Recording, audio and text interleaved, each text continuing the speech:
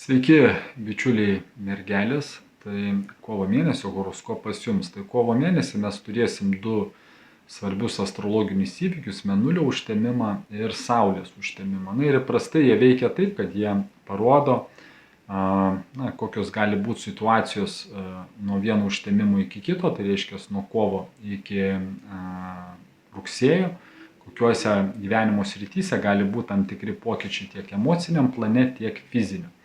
Tai būtent Mėnulio užtemimas rodo, kad pas jūs gali būti tokie pokyčiai labiau jausmų, mentaliniam lygiai, kas susiję, sakykime, labiau su tai, kas paslėpta, tai, kas, sakykime, nematoma, tai reiškia jūsų pasąmonė, jūsų išlaidos, tai reiškia planuodami kažkokias tai išlaidas nepasiduokite emocijom, reiškia, jeigu kažkokios tai sritys yra, kurios jums neaiškios, ar neaišku, kaip priimti sprendimus, irgi pirmą išsiaiškinkit, sužinokit, tik po to priimkit. Reiškia, kad nepasiduokit emocijom apie tai, ko jūs nesuprantat, ko nežinot.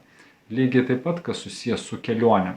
Su kelionėm ir gali būti tokios kaip sveikatingumo vietos, bet ypatingai jums svarbu tuo laikotarpiu gilintis į tai, kas, sakykime, susiję labiau su dvasiniais tokiais dalykais, su subtiliais dalykais. Nuo Saulės planeta, jinai rodo tokius kaip fizinius pokyčius, tai reiškia, savaitę iki užtemimo, reiškia, kuris bus kovo pabaigoje, ir iki sekančio užtemimo, kuris bus rugsėjo mėnesį Saulės. Tai pas jūs gali būti tam tikri pokyčiai, kaip patikrinimai, kaip pamokos, kas susiję su santykiais. Tai santykiai, santuoka, antrąja pusė, būtent tokiam kaip bendradarbiavime, arba tai gali būti kaip verslo partnerystė. Tai reiškia, kad reikės mokytis arba reikės būti labiau sąmoningesniems tose sferose, tose srityse, mokytis labiau bendradarbiauti, mokytis, sakykime, Saulė tai yra ir ego, tai reiškia nepriminėti būtent,